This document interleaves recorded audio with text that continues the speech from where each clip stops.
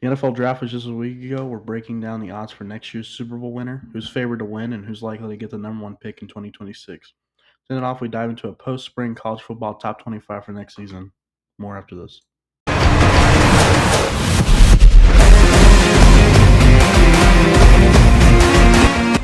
Now, Chalk Talk with Ryan Kelly. I'm Ryan Kelly, and welcome to the very first episode of Chalk Talk Sports. I'm joined by Kyle Kelly, breaking down the latest in sports news. How you doing today, Kyle? I'm doing great. It's good to hear. So first, we got the Super Bowl odds post draft. It was a crazy draft. What are your thoughts on the draft, Eric? Well, I think it was pretty predictable the first few picks. But I mean, looking at the Fox NFL Super Bowl odds post draft rankings, my biggest shock is the 49ers are up there in front of Green Bay. I think, I don't know what your thoughts are, and I'll get them here in a second, but I don't think the Niners are anywhere near that high of an odds of plus 2,000 and definitely not in front of the Packers.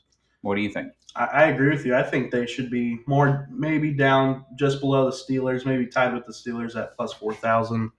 I don't think their quarterback, Brock Purdy, and I know Christian McCaffrey, he might be back, but he's still coming off an injury. But yeah, he's definitely injury prone, great back, but Purdy's got a lot of questions. I know they're talking about doing a deal with him and maybe signing him for a long deal, but yeah, I just don't think all around the Niners are above the Packers or anywhere near them. Not that the Packers are going to be great, but I think that the Niners should be further down, like you said. And I think, surprisingly, Denver's up there pretty high at plus 2,500. Yeah, that's a shocker, especially about the Chargers. You got Justin Herbert. They talk a lot about him, how he's going to be the next great and lead the Chargers to a Super Bowl. A little shocking to have him up there. I mean, they didn't have the best draft they probably should have had, but still got some key guys. But another team I was looking at was the Commanders, just below the Lions or just above the Packers. I think they should be a little more. They got that great kid, Jaden Daniels. I think he's a little better than Jared Goff and Jordan Love. I agree. Washington's probably, I would say, probably the best team to win it in the NFC next year. I think they're even better than the Eagles. I mean, Eagles are going to be there close again in the playoffs, I'm sure. But Washington is scary. Yeah, they're scary. They can get hot, and when they're hot, they're good. The Eagles, but they got some weapons, but they did lose Darius Slayton, key guy, but they still got some good weapons. So let's get into some draft picks here. Let's start off with obviously the number one pick, Cam Ward. What are your thoughts on that? Yeah, I mean, Cam showed some greatness last year at Miami, but then he had some games where he looked like he was bored and he wasn't, he was lackluster. Mm-hmm. And so, if you look at drafting Cam Ward, and obviously I think they think that he should be starting. I mean, you draft the number one pick in the country, he better be starting day one. Yeah. And so you look at Tennessee, the fourth worst odds to win the Super Bowl at plus 18,000. Doesn't show me that Tennessee drafted to help their team, make the playoffs. So if they think that drafting Cam Ward would make them maybe possibly get into the playoffs or come close, they'd be ranked higher than the fourth worst team in the country. So, and you look at also the Browns. I mean, the Browns are dead last ranking. So you look at their picks, Shedeur go in there. I don't think Dylan Gabriel. I mean, they got 5 quarterbacks. They got Kenny Pickett. Shedeur, Dylan Gabriel, and another guy. I'm not forgetting his name. I mean, who's going to be the starter? I mean, nobody knows right now. Yeah, they picked up Mason Graham, the Mason fifth Graham. pick, Mhm. defensive tackle, which, good pick, great football minded guy, did really well in Michigan. Not the biggest Yeah, size. he's not. Yeah, He's quick, but do I think he's the fifth best player in the country? I don't think so. But, the Browns tend to make stupid picks yeah. at times. And, not that Mason Graham is a stupid pick, but, could He's a they good have player. picked someone else to help their team not be the worst odds team in the Yeah, NFL? yeah. I agree. I mean, there you got Shador, who ended up falling to the fifth round. They also could have drafted Jackson Dart, but it's a little early. You could have picked Mason Graham and then maybe did what the Giants did and traded back into the first round. But I mean, instead of getting defense, which I know they need help on defense, I mean, your biggest concern is offense. I mean, you went 3-14 last year. You need offense. You need a better offense, but then you go defense.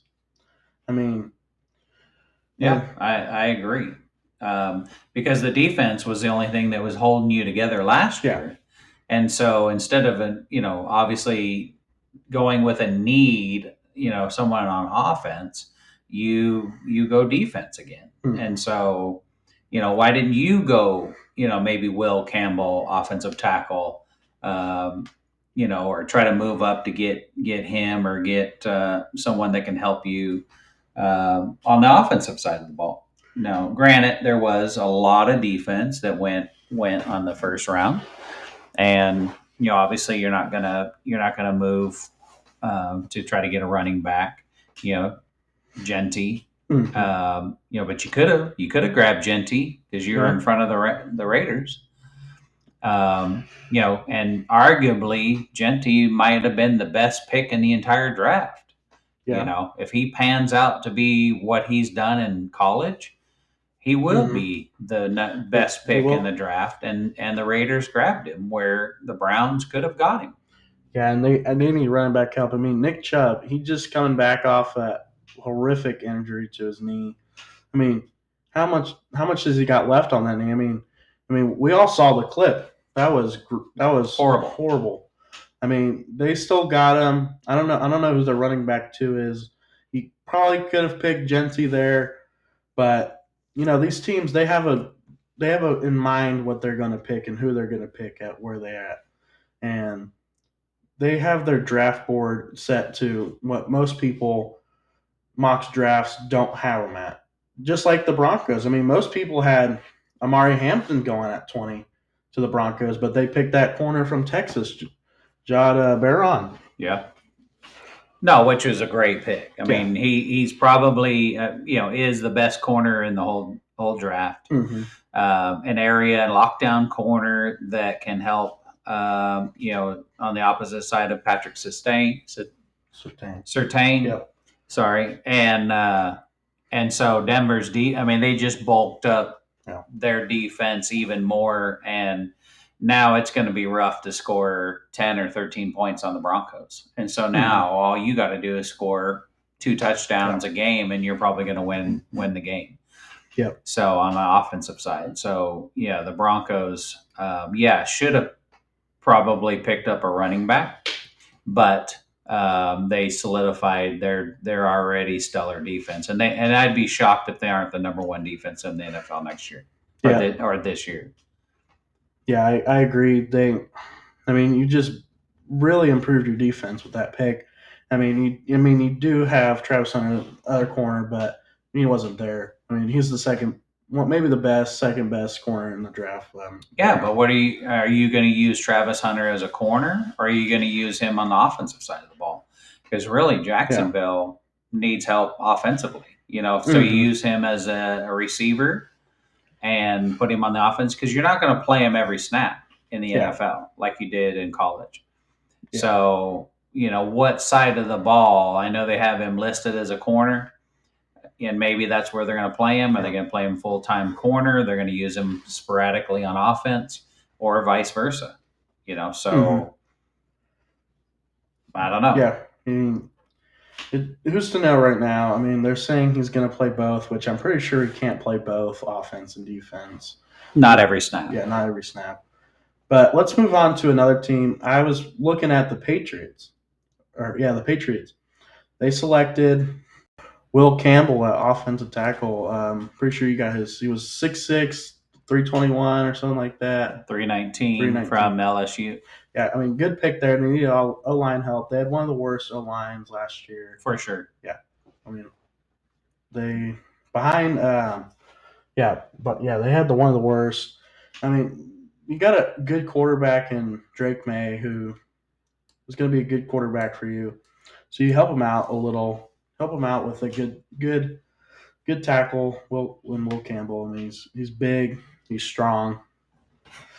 He's athletic, and that's why they picked him. They need help on the O line, of course, and they picked up some guys along the way of the draft at O line.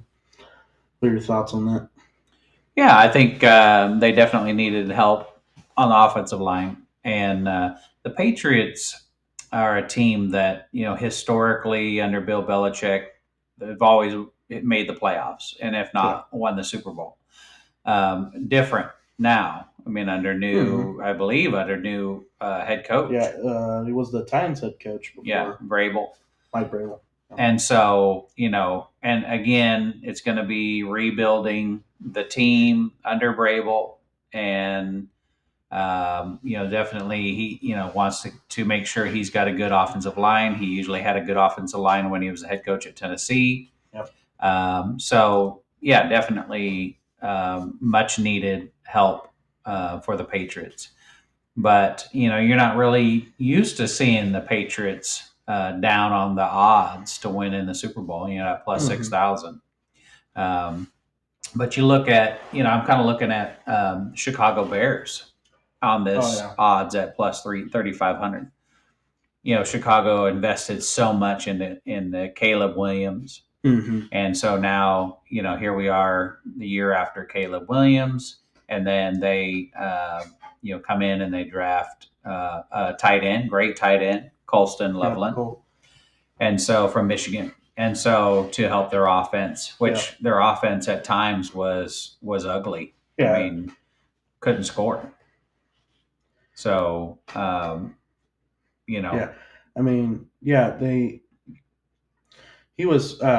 Caleb Williams was sacked the most times out of any other quarterback last year, and that's the offense. And then they bring in a good tight end that could run, block, could catch, block. He can do it all.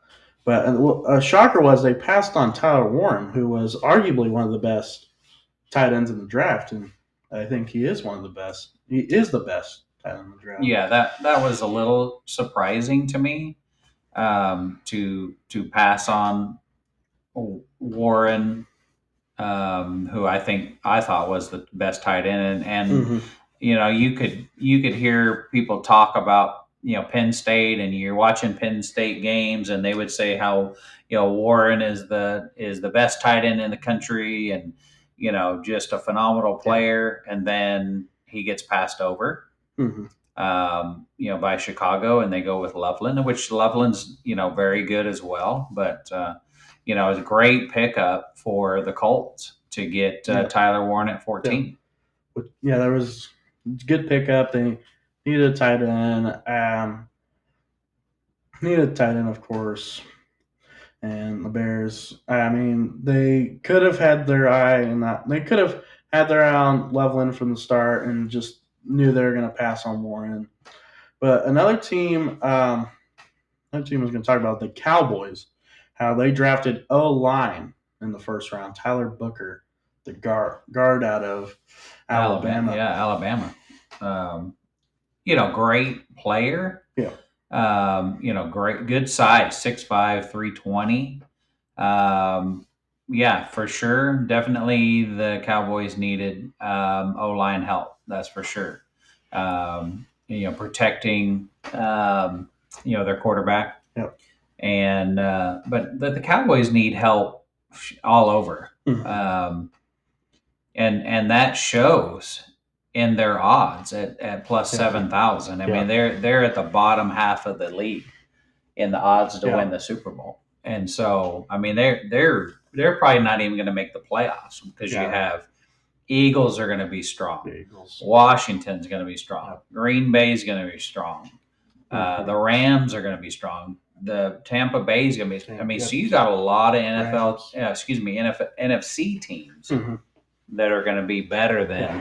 the Cowboys. Yeah, and I agree. It's going to be a tough, which it usually is, tough battle in the NFC.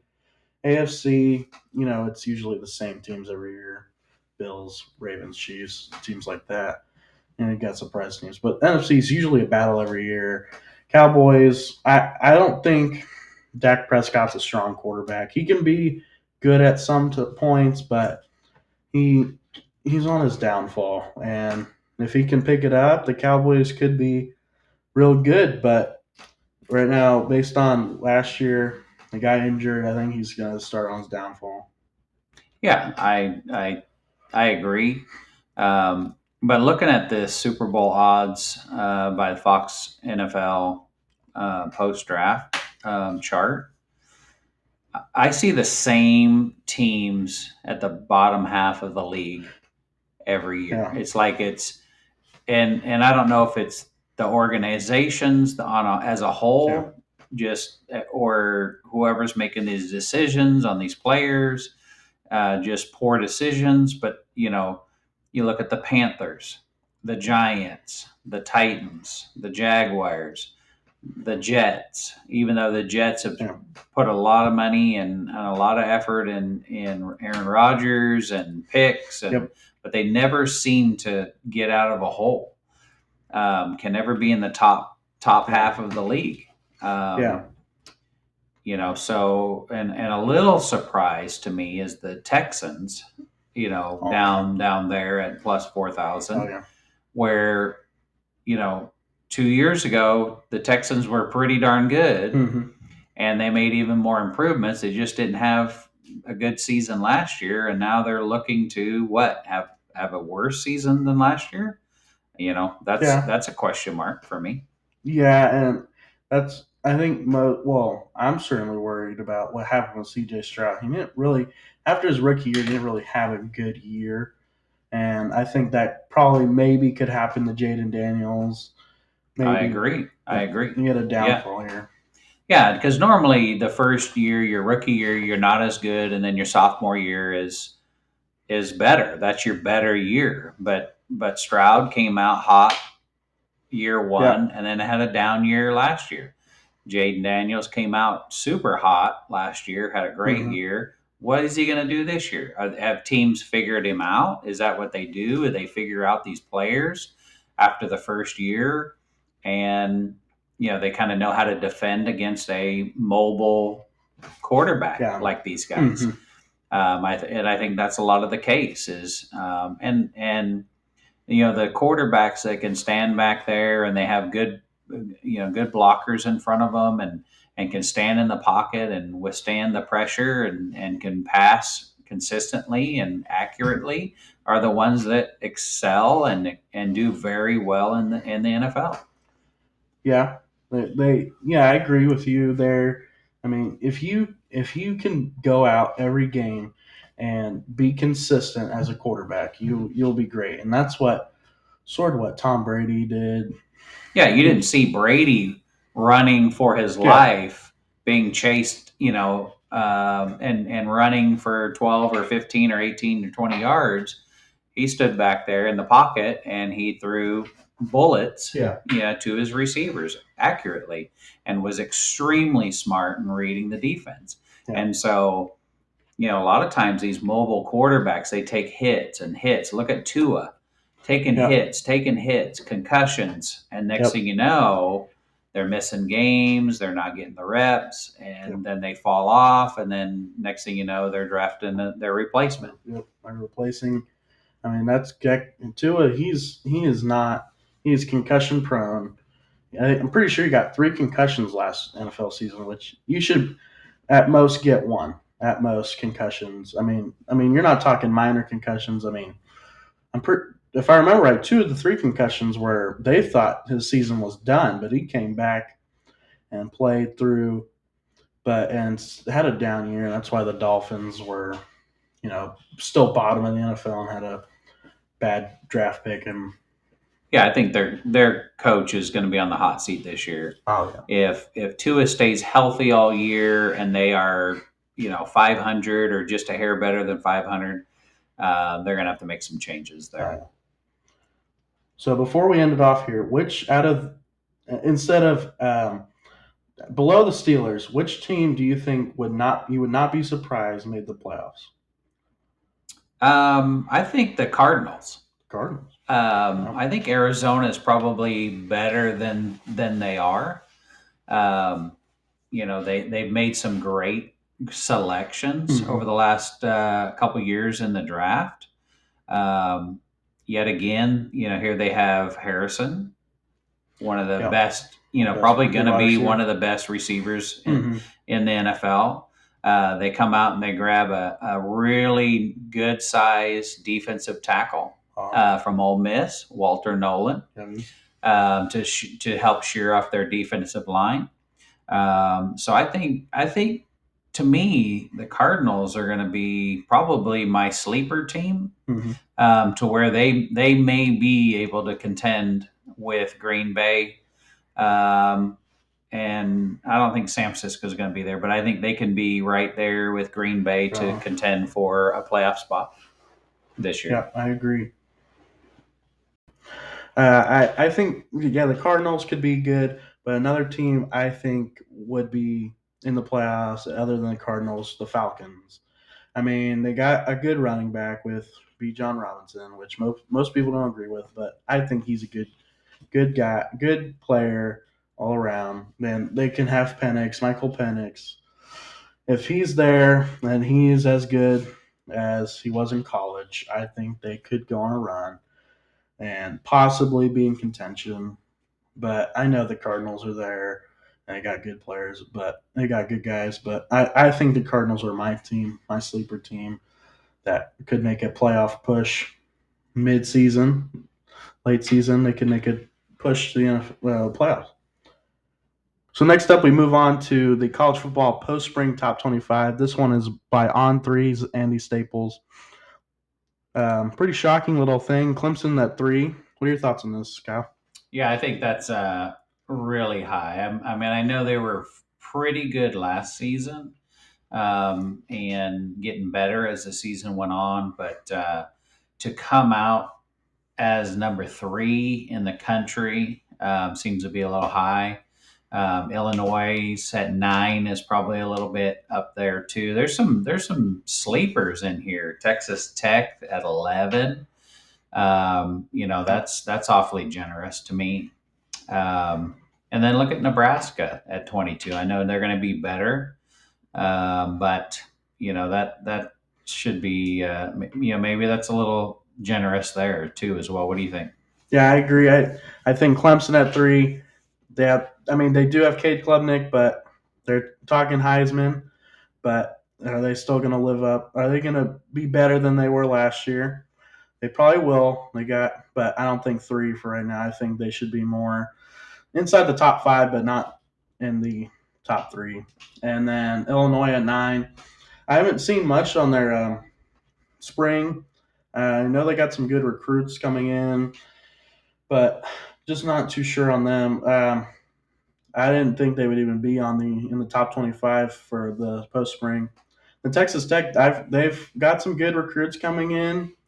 They got some 4 stars coming in. But another team I was looking at is Michigan. They had a down year last year. Just lost John. Was it John or Jim?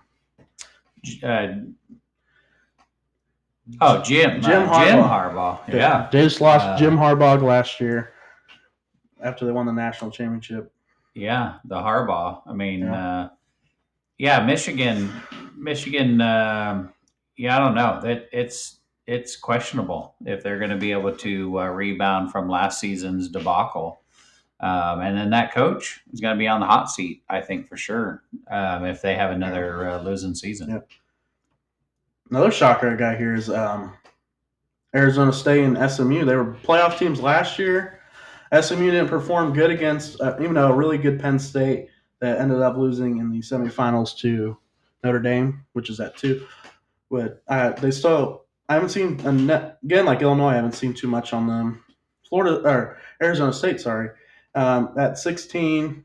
They did lose Cam Scadaboo, but they got something building there. I've heard and read about. What are your thoughts on that? Yeah, I think Arizona State's going to be solid. Their head coach is really good. They have a good team. They lost a couple players, but I think they're going to be 16's probably right in there. I would have maybe put them at 14. Miami. You look at Miami. You got them at 20. I mean, you bring on Carson Beck, supposed to be the phenomenal quarterback, which he Yeah. was at Georgia for sure. But you only have him at 20. I mean, Miami did very well last year with Cam Ward. You bring in Beck that arguably could be as equally as good as Cam Ward, if not better, but you have him at 20. Why wouldn't Miami be in the top seven, or six in the country? Yeah, they got in some good guys. Of course, Carson Beck before he got injured in the pretty sure it was the SEC championship game against who did they play? They played when in the SEC championship game. Of course, he got injured. Then that backup had to come in, Gunnar Stockton, who ended up losing in the playoffs. But Yeah, I think a lot of this ranking with Miami probably has to do with that they play Notre Dame's week one, yeah, actually week zero. yeah, preseason, Um, you know, pre, and so you're going to come out of the gate most likely losing, your first game of the season to Notre mm-hmm. Dame, who arguably could be the number one team in the country. Yeah, they had a good spring, good recruiting. They got some good guys coming up, but you got Texas at one. Are they going to trust in basically a new, basically all new quarterback coming in? Not with Quinn Ewers going to the NFL, Arch Manning, but he did play some games, did back up and get in some plays, a lot of plays actually. They would rotate sometimes, but and he's also in the Heisman race. What are your thoughts on Texas there? Yeah, I think Texas is going to be solid. They're going to be a contender for sure. Manning is phenomenal, and he probably should have been playing last season as a starter. But that's obviously a decision by the head coach and the staff that they didn't start him and didn't play him much through the season until Ewers got hurt. But no, Texas is going to be right there. I would definitely say they're in the top five for Yeah, sure. yeah. One is generous in my mind, but Ohio State at 5, Oregon at 6 is a little questionable. I mean, I Mhm. know they lost Dylan, but I mean they're still solid. And Yeah. Alabama's going to be a problem this year, and Georgia's going to rebound a little bit. Yeah, I mean, you got Alabama. You got a new coach coming in. Just lost Nick Saban. Have a down year from what it usually is. I mean, I would. I mean, I don't think it's going to continue to be down. I think have a 1-2 loss season this year, but still rebound, possibly make the SEC championship game, maybe the playoffs. But Ohio State, yeah, it's a little. It's kind of strange they put him. He put him at 5 after winning the national championship, but I understand they did lose Will Howard and a couple of key guys, Junkins and the other running back. But Yeah, and I think Penn State, is a little generous. They lost some huge players there. yeah, Warren, their tight end, Carter, their edge rusher. But they still have those two running backs. The running back duo. So I mean, obviously Penn State's going to be right there, and I would definitely put them in the top, 7 or 8 for sure. So 4 is probably close to where they need to be. yeah. Another team that little shocker getting in here, Tennessee. Yeah, I mean they lost Nico, which is kind of it's good they got him out because he was just wanted the money, 4 million. He's not even worth 4 million. Probably a hot I take agree. there. I agree. And I don't know what UCLA was it UCLA that he Yeah, went UCLA. to. What are they paying him? I think they paid. Here I can look it up here. Yeah, I mean, I'd be shocked if they paid him the $4 million that he wanted. Another team I'm looking at while you're looking at what Nico's getting paid at UCLA, Florida Gators at 10. Florida was, just you never knew what you were going to get with the Gators last year. They paid him 1.5. Only 1.5 million. So he was getting paid more to stay at Tennessee. I believe 2.4 He was getting 2.4. at Tennessee, and Nico takes less money to go to UCLA. Yeah. But you know, maybe Nico wasn't going to see playing time. But from what I Mhm. understand, at Tennessee, they don't have really any quarterbacks right now. Um, but getting back to Florida, Florida's defense was okay at times. Their offense was horrible. Yeah. Um, to put them at 10, I think is generous. And I think we should have another conversation if we can find someone that also has their top 25 post spring rankings and see how it compares to, Andy's. Yeah. I mean, all around, I mean, some teams are questionable here. Some are in the right spot, just like LSU at 15. They could be questionable. I mean, I wouldn't say they're going to be good, but I'm not also saying they're going to be bad. I think with Brian Kelly, they're saying he's on the hot seat Oh, because I would say he's for sure. he's on the hot seat. I don't think they're going to be real good. I don't think they're going to be very bad. I think they're going to be about what they were last year, 2 or 3 loss season. But Yeah, another, because they're in the toughest division in the yeah, country, the SEC, and so I mean you got to run the gauntlet, yeah, And I'm not sure they're scheduled. We'll look at that, but yeah, for yeah, sure, LSU's got a rough schedule. That's for sure. yeah. They got a LSU's got a monster schedule because, of course, they're in the toughest, like you said, toughest conference. But another shocker here is I'm looking at is Auburn at 13. I Auburn at 13. That is a good shocker here, right in the middle. Big shocker. They were okay last year. Weren't too great. Weren't too bad. They were okay. No, I think they'll be improved this Yeah. year. They got some really good recruits coming in. You know what team we don't see in the top 25 unless I'm blind? Where's USC? Oh yeah. USC is not there. I mean, and where's Oklahoma? Yeah. Oklahoma. So and Washington Huskies, are they, fallen off completely off the map? I mean, what a Hmm. Yeah. so It's it's a shocker right here, and I'm surprised North Carolina's not up here, even though because Bill Belichick, they favor him that he's going to turn the program around. But I think it would take 3 or 4 years to get him accumulated to the program. It's not going to be a right away thing that they're going to go out and win the national championship. It's going to be a 3 or 4 year thing before they start to make the top 25, maybe top 10 playoffs. It'll be a couple years, not now thing. And then Ole Miss at 19, they just lost Jackson Dart. They lost Trey Harris in the draft. They also lost their backup, who went to, I think, pretty sure the Cajuns. Um, pretty unique story there. It was something about the coach and the backup, and that I don't know their backup, who's their new quarterback is, but heard they had a pretty good spring. I mean, 19. That's usually where they are in the post spring top 25. yeah, for sure. And then I don't think um, Iowa at 25 is pretty shocking. Also, Iowa as a team that is generally 8-3 every year. They win the games they're supposed to, and they lose the games that they're supposed to. And yeah, they definitely are a team that could be right in the 24, 25 ranking throughout the season. And so it's not shocking for me to have them sitting there right at the top yeah, 25. But they have to improve in order to be considered one of the best teams in the country, and to me, that's top 10.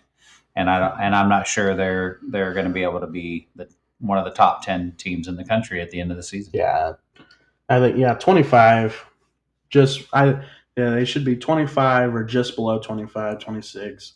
But yeah, 25 for right now. I think that's a good spot right there. But then you go two slots down, you got their state rival Iowa State. They're at 23. What do you think about that? I haven't seen much about them. I heard they got a good team coming up this season, but I haven't seen much about them. Yeah, Iowa State was good last year. I think they even climbed up to 14 or 16 in the country at one point last season. Yeah, they're pretty sure they lost to BYU in that one game. Yeah, which BYU is one of the going to be tough again for sure. Is Utah going to make a rebound from last season?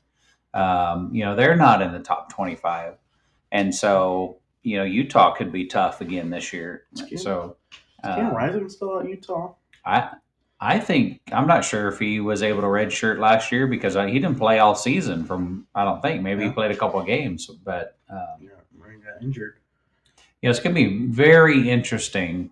I think teams are going to be more competitive from week to week. I don't think we're going to have one or two extremely dominant teams that are blowing out teams by 40 points, 35 points every game. I think it's going to be competitive across the board. They're going to be SEC is going to be tough week in and week out. The Big Ten, the Big 12. I think the competition level has gone up, and the ACC. I think again the ACC is probably the weakest Power 5 division for sure. Yeah, I agree, and maybe you can argue the Big 12 also. I mean, Colorado, they lost a bunch of their key guys, Shador and Hunter. Yes, I don't think they're gonna be as good. No. Which they weren't that good last year. I think they had an 8-win season. Nothing too special, but yeah. But if you don't have the Sanders and Hunter, they're probably a sub 500 team. Yeah. So yeah, I would definitely say Colorado is probably going to be. It's going to have to be a rebuilding season for them. Mm-hmm. Who they're going to get for a quarterback? I'm sure they recruited well. I'm sure Neon Dion recruited well, and really have to look at that. But I think Michigan State's going to probably be better this year. Yep. So Ohio State, tough team. They're going to be there this year again. They spent a lot of money on their players and recruiting. So yeah, it's going to be very interesting season. Yep, and I think more people this season are going to be accumulated to the 12-team playoff.